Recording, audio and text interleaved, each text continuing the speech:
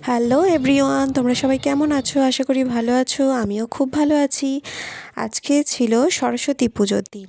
তো আমরা সবাই মিলে ঠাকুর দেখতে বেরিয়ে পড়েছি দুপুরবেলা খাওয়া দাওয়া করে। তারপরে বেরোলাম, আর ওই যে দূর থেকে দেখো ঠাকুরটা তোমাদের দেখানোর চেষ্টা করছি। বিশাল বড় একটা সরস্বতী ঠাকুর, 111 ফুট। এটা হচ্ছে বাটানগর নিউল্যান্ড মাঠ।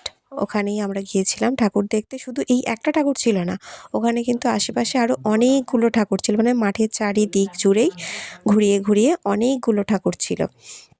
তো এটা বিশাল বড় ক্রেনে করে দাঁড় করানো হয়েছে ঠাকুরটাকে, দেখতেই পাচ্ছ। ওটাকে নিচে একদম ফিটিং করে তারপরে ক্রেনে করে দাঁড় করানো হয়েছে। তো এসে আমরা প্রথমেই কয়েকটা ছবি টবি তুলে নিলাম। তারপরে গিয়ে দেখলাম যে এত বড় একটা লাইন পড়েছে, আর এই লাইনটা দিয়ে ঘুরে গিয়ে ওই যে মণ্ডপ, ওর ভিতরে পুজো করার জন্য একটা আলাদা ঠাকুর করেছে, সেটা দেখতে যাব।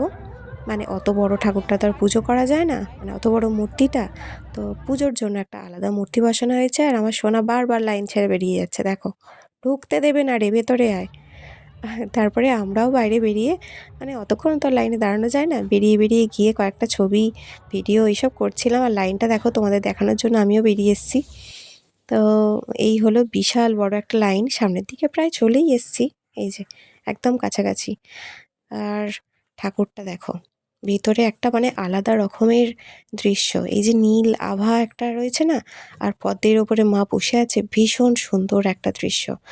আর সামনেটা পরিষ্কার করে রেখেছিল পুজোর জোগাড় করার জন্য, তাই জন্য কাউকে ঢুকতে দিচ্ছিল না, মানে সামনের দিকটা যেতে দিচ্ছিল না, দূর থেকে দেখা নিয়ে। আর দেখো সন্ধে হয়ে এসছে প্রায়। আর এই যে এখানে একটা ময়ূর করেছিল থার্মোকলের উপরে কাজ করে, সুন্দর করেছে, ভীষণ সুন্দর। আর আলোর দৃশ্যটা তো তোমাদের দেখাবো, এখন একটু দিনের বেলা রয়েছে না, সেজন্য আলোটা দেখা যাচ্ছে না, আলোটা জ্বালেনি, একটু সন্ধ্যের মুহূর্ত হলেই আলোটা জ্বলবে, তখন আমি তোমাদের দেখাবো।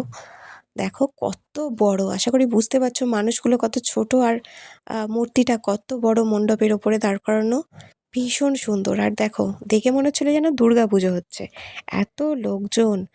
আর তো বাসন্তী দেবীর ছড়াছড়ি চারিদিকে সব বাসন্তী শাড়ি পরে। আর এখানেই তো উদ্বোধন হয়েছিল, এটা কিন্তু একটা বই করেছে, হ্যাঁ এটা একটা বই।